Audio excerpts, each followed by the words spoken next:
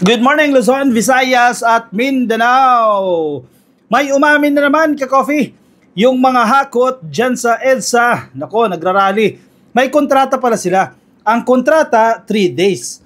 Pero doon sa kontrata, hindi sinabi kung magkano yung ibabayad sa kanila per day. Kasi yung mga previous videos na kumakalat online, ang bayad ay 200 pesos. Pero nakat kong na yung 200 pesos ha. Kasi ang pangako sa kanila ay 500 pesos. Naging 200. Ito ha, may lumabas na naman pong video. Ayan o. Si Kuya. Itong video na yan, galing yan sa Philippine National Police. At umaamin siya. Itong video nga na nagsisirculate online, no? Para kanino ang people power ng 200 katao. Sabagay, maliit-liit na pera lang gagastosin nila dyan, no? 200 katao lang naman eh. Minsan 300, minsan 100 yung estimate. So hindi masyadong malaki ang gastos nila dyan, yung nagbabayad. Para kanino ba yan bumabangon? Hindi para kay Digong, sa mga Duterte, kay Kibuloy, yung mga supporters ng mga taong ito na hindi magpaliwanag kung saan napupunta itong confidential funds ni Sara Duterte. O sige, pakinggan natin ka-coffee itong pag-amin ni Kuya. Sige ha, play natin yung video na yan.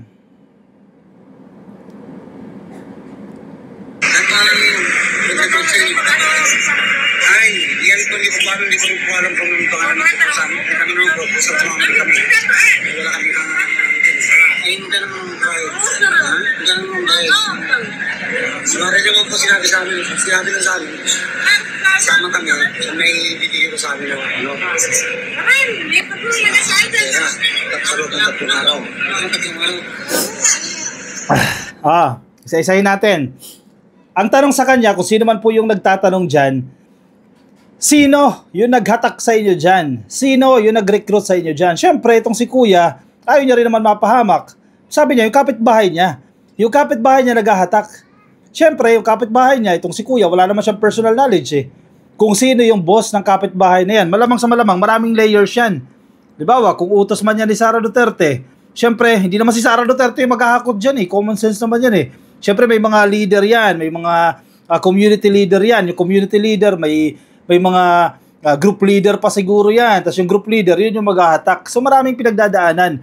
Basta ang sabi sa kanila, 3 days ka-coffee yung kontrata. Ayan ha, 3 days yan. Pero ito yung kaibahan sa kontrata na yan eh. Verbal kasi yung kontrata na yan eh. Pwede ba yun? Kontrata na verbal. O 3 days kayo dyan, basta meron kayong pera. Ang problema, hindi alam kung magkano. Nako po. Umalis na kayo dyan. Umuwi na kayo dyan. Pinapagod lang kayo ng mga tao na yan. Tapos sila, wala naman sila dyan. Di ba? Hindi mo naman sila masaksihan dyan sa kilos protesta na yan. Nako po, ayan o. Actually, nasa balita din ito ng Philippine News Agency eh. Nabasa rin natin yan si Kuya. Nilabas din yan ng Philippine News Agency.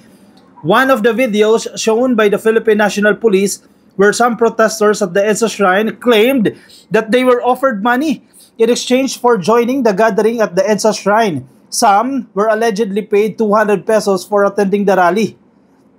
Nako, umalis na kayo dyan ka-coffee. Ginagamit lang kayo niyan. Kung sino man po yung gumagamit sa inyo, yung mga nagre-recruit sa inyo, yun ang nagkakapera. Kasi kinakat kong kayo dyan eh. Si PBBM, umamin na rin si PBBM. Inamin niya na yung supposedly personal communication niya, yung kanyang text message. At sabi niya, wag lang pagtuunan niyang pansin yung impeachment na yan kay Sara Duterte kasi hindi naman mahalaga yan. So, si PBBM, ang sinasabi niya rin sa military, don't be deceived. Stay focused. Kasi meron pong mga tao na, hindi ko alam kung dating presidente ba to, si Digong halimbawa, no? Parang iniinganyo niya itong mga opisyal ng militar na mag-aklas sa gobyerno. Tama ba yan? O sabi ni PBBM, huwag kayo magpapalinlang. Do not be deceived. Huwag kayo magpapalinlang. Stay focused kayo. Ano ba yung focus ninyo? Protektahan ang konstitusyon. Sino bang commander-in-chief ninyo? Si Digong ba? Hindi naman si Digong eh. Sino commander-in-chief ninyo? Hindi ang presidente. Si PBB. Bakit kay Digong kayo makikinig? Huwag magpapalin lang kasi itong mga tao na ito, manliling lang yan para i-destabilize ang gobyerno. Para pabagsakin itong gobyerno. Kaya huwag magpapalin lang sa mga taong yan. Nasa Manila Star. Manila Star ba ito? Philstar pala. Itong balita na yan. Bago lang po ito ha. Ngayong araw lang, November 30. Marcos Jr. to military. Do not be deceived. Stay focused. Ano yung trabaho ninyo? Yun ang gawin ninyo. Huwag niyong i-entertain yung mga panawagan ng dating opisyal na mag-aklas laban sa gobyerno. Walang maitutulong yung pag-aaklas na yan sa gobyerno. Babagsak ang gobyerno, maghihirap ang mga maraming Pilipino. Kaya huwag kayo magpapalinlang kasi selfish interest yan ng mga taong gustong maupo dyan sa Malacanang, hindi makapaghintay sa 2028. Amid the worsening rift with the Dutertes, actually, sila tong nanggugulo si PBBM. Napakabait nga ni PBBM sa totoo lang Nagre-react lang to paminsan-minsan dahil hindi na tama yung ginagawa Pero ito talaga ayaw magsitigil Itong kampo ni Duterte Amid the worsening rift, alitan po sa pagitan ng mga Duterte at ni President Marcos reminded the military to remain true to its mission of protecting the Filipino people and not be distracted by the current political noise. Hayaan nyo na yung sigalot na yan. Kung merong sigalot sa pagitan po ng House of Representatives at ng kampo ni Sara Duterte dahil nagmamatigas itong grupo ni Sara, ang militar wag nang mangialam. Gawin nyo yung trabaho ninyo, wag na kayong mangialam kung ano man ang nangyayari. Wag kayong nalilin lang sa mga nangyayari. Kasi mapanlin lang yung iba dyan Stay focused, Marcos said in his message to officers and troops of the Southern Luzon Command at the Camp Guillermo Nacar in Lucena City, dyan po sa lungsod, dyan po sa lalawigan ng Quezon. May mga budol kasi dyan na nagre-recruit ng mga opisyal ng militar para mag-aklas sa gobyerno. Wala magandang maitutulong yan Pansariling interest lang ng mga taong yan Nakaupo na kayo ng 6 years Hindi pa ba kayo sapat dyan? Hindi pa kayo kontento dyan? Agawin nyo pa. Yung natitirang 3 taon ni PBBM, hindi kayo magtatagumpay dyan. Matindi ang suporta ng taong bayan kay PBBM. Mangilan-ngilan lang kayo dyan Kasi tingnan mo yung mga rally-rally dyan sa EDSA. Kung sinusuportahan talaga ang mga Duterte, kung sinusuportahan dyan si Sara Duterte, hindi lang 200 yung tao dyan. Dadami at dadami yan. Hindi lang 200 yan. Baka umabot yan ng 250. Ang problema, 250 hindi maabot 300 pahirapan doon sa 300 na yan, mga organizers pa yan. Diba? Kampon pa nila yan. Hindi talaga yung mga sinserong mga tao na pupunta dyan para magpahayag ng kanilang saloobin. Marami dyan mga fake. In fact, barado nga sila dyan May pari na nagsasalita pinapahiya itong natatandaan yung babaeng pinagmumura yung GMA News reporter. Ang sinasabi niya, akala ko ba ayaw nyo sa EDSA People Power? Diba? Itong kampo ng mga DDS, kaya nababash yan Teka. Sabi nyo noon ayaw nyo dyan, kinukundina nyo yung EDSA People Power. Tapos ngayon, nandiyan kayo, hoping na matutulungan kayo. Aba, nangyari sa inyo?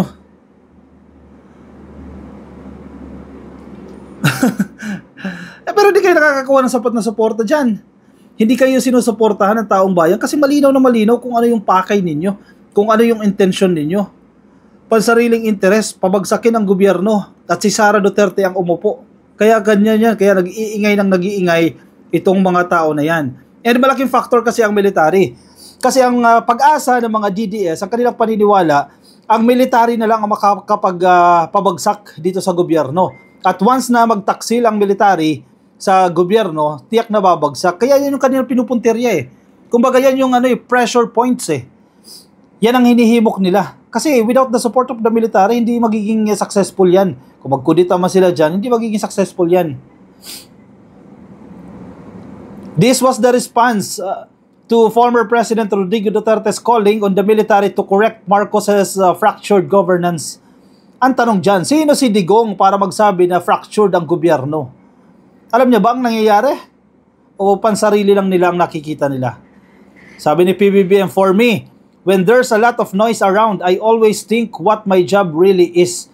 It is my job to pick a fight or it is to debate on nonsensical matters. No, my work is to make the Philippines better. In your case, you also have your mission, sabi ni Pangulong Bongbong Marcos. Huwag patulan o piliin yung mga papatulan. Ang dami mga patutsada dyan, di ba? Ang grupo ni Sara. Hindi naman lahat yan iniisa-isa. Hindi naman reactive ang presidente na once na magsalita si Maharlika ng ganyan, papatulan. Once na magsalita si Harry Roque ng ganyan, papatulan. Si Sara, papatulan. Doon sa mga issue na sa tingin niya dapat nang palagan, doon pumapalag ang presidente. Ano recently yan? Yung banta sa buhay niya. Yan, dapat palagan yan. Ayun ang pinapalagan niya. Sabi ni PBBM, so don't. If you are confused, just think. Remember, what is my mission? What is my mission? Your mission is to defend the people and the people of the Republic of the Philippines and the state of the Republic of the Philippines, sabi ni Pangulong Bongbong Marcos. Let's keep the mission clear in our mind. Wag magpapalin lang ha, yung mga sundalo, yung kapulisan, wag magpapalin lang sa mga taong gustong pabagsakin ang gobyerno. The President directed troops to use their resources for the territorial security aspect of your mission. Keep up the good work and we will get to the point where we can say that we can already transition fully, or at least the majority of our resources can transition already to the defense of our territory. Malinaw na mensahe yan ha. At sinasabi din naman ng leadership dyan sa Armed Forces of the Philippines na hindi na rin kinakailangan mag-loyalty check yan. Okay ka, Coffee. Hindi naman na nila nakikita na napakaraming opisyal na tumututol sa gobyerno o gustong ibagsak ang gobyerno. Posible dyan, di naman mawawala dyan. May mga loyal pa rin dyan kay Digong eh. May mga naiwan pa rin dyan. Pero insignificant naman. Kumbaga, walang malaking impact. Kung may mga naiwan man yan, siguro 5 o less than 10, hindi ganoon kalaki yung impact. At importante yung top leadership. Kasi pag yung top leadership, kumalas yan, dawit-dawit yan eh, sunod-sunod yan eh. Matibay naman si Browner eh. Diba? Si General Browner eh. Kitang-kita naman kung paano niya sinusuportahan itong gobyerno na to. Kaya nga sabi niya, hindi mo na kinakailangan mag-loyalty check dyan. Okay na yan. O siya, sige. Anong sa inyo dyan, ka-coffee? Anong opinion nyo? I-comment ang inyong opinion, reaction. Yung mga pupunta pa po dyan ng EDSA, isipin ninyo ha, ginagamit lang kayo niyan. Huwag kayong magpalin lang din sa mga magre-recruit sa inyo kapalit ng 200 pesos. Biruin mo ha, 500 nga ang bayaran eh. O, inedit pa. Nakat kung pa, naging 200. O, huwag kayong magpapalin lang dyan. Kung hatakin kayo ng kapitbahay nyo, hala, tara punta tayo dun sa EDSA, huwag kayong maniwala. Biruin mo ha, magdamag kayo dyan.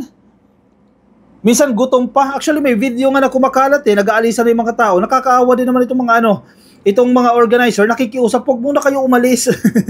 Kasi, hindi naman sincero yung yung pakay nila dyan eh. Diba? Hindi sincero yung pakay nila dyan. Pera yung habol nila, yung 200 pesos o 500 pesos, hindi talaga suportahan si Sara Duterte. Pera-pera ang labanan dyan. O ito, tingnan ninyo. Sa video na ito, ka-coffee, nakikiusap yung babae na naka-megaphone ata yun, naka-microphone. Pinapakiusapan niya yung mga tao na wag muna kayong umalis dahil may mga performances daw pero wala nang kumakanta. Kaya naghahanap sila sa audience. Baka meron maganda boses dyan, kumanta ka. Ito tinan mo ha. Isa pa. Wag daw muna kayo umalis. Ba't naman kasi kayo aalis agad eh? Umalis. Kasi magko-concert pa tayo. Anong gagawin natin dito? Wala tayong singer. So yung mga magagaling kumanta dyan ng acapella, samahan niyo kami hanggang mamaya at magkakantahan tayo ng acapella. Oy! Huli! Wag daw muna kasing umalis. Kayo naman eh. Yung mga tao kasi nag-aalisa na dyan sa EDSA eh. Wag daw muna kasi may concert pa. Umalis. Kasi magko-concert pa tayo. Kakaawa naman si ate dito. Umalis. Kasi magko-concert pa tayo. Anong gagawin natin dito? Wala tayong singer. So yung mga magagaling kumanta dyan ng acapella, samahan niyo kami hanggang mamaya at magkakantahan tayo. Nako po. Ewan ko sa inyo. Hindi sincero kasi ang pakay ng mga taong nandiyan. Tuloy, nilalayasan kayo. Kung pakay talaga nila pa bagsakin itong gobyerno, yung iba dyan kung yun talaga yung intention nila, supportahan si Sara Duterte, kahit walang bayad pupunta dyan eh. Ang problema hindi eh, pera-pera yung labanan eh, hakot eh. Hinakot talaga sila dyan sa EDSA. Kaya nakakaawa itong mga tao na ito. Tama lang yan, alisan nyo yan. Layasan ninyo yan. Yung mga tao na yan, kasi nagkakapera dyan, yung mga organizers lang. Kayo, ordinaryo, ginagamit lang kayo dyan. Kinakat ko nga yung pera para sa inyo eh. O siya, sige. Ito na, papaalam na muna tayo, ka-coffee pansamantala ha. Yung mga nasa Facebook po at hindi pa po naka-follow at naka-like sa ating Facebook page, pasuyo na lang, ka-coffee, pasuyo ng like and follow. Yung mga nasa YouTube naman, pasuyo na lang din po, click lang po ng subscribe. Nandiyan po sa baba. Ayan, subscribe lang po yan. At para ganap na rin po kayong ka-coffee. Of course, meron akong gustong i-shoutout. Ito, solid ka-coffee. Si Sir Toti Regalia. Aba, tatay ng kasamahan natin ito eh. Sir Toti, magandang araw po sa inyo. Maraming salamat po sa panonood po ninyo lagi sa ating live stream, no? Sa ating premiere, no? And ganoon din po kay Ma'am Lovely Silong. Oy, magandang araw din po sa inyo. Ma'am Lovely Silong at kay Sir Toti. Oy, happy viewing po sa inyo.